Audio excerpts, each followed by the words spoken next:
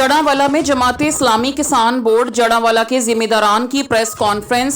सदर किसान बोर्ड ताहिर मंज और नायब अमीर सूबा राना अब्दुल वहीद की शिरकत। हमारे रिपोर्टर मियां आबिद हुसैन की रिपोर्ट के मुताबिक राना अब्दुल वहीद का कहना है कि हुकूमत किसानों से अच्छे रेट पर गंदम की खरीदारी करे और महंगी गंदम इम्पोर्ट करने के बजाय आवाम को सब्सिडी फराहम करे।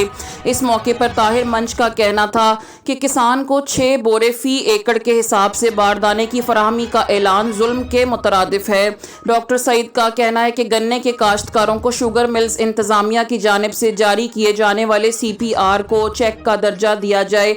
इस मौके पर बासिम सईद का कहना था कि किसान ने महंगी खाद खरीद कर गंदम की काश्त की है, सिर्फ 47% के हिसाब से रेट निकालना जुल्म है।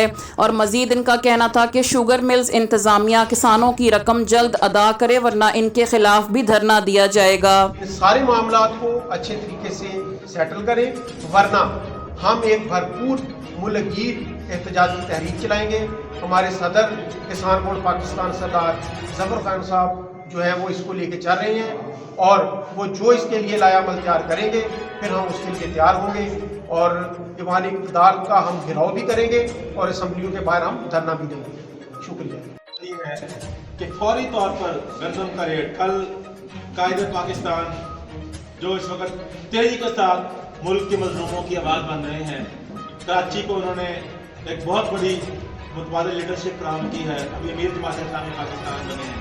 कल उन्होंने ये मुतालबा किया कि फौरी तौर पर गंदम का रेट 5000 रुपये मुकर्रर किया जाए।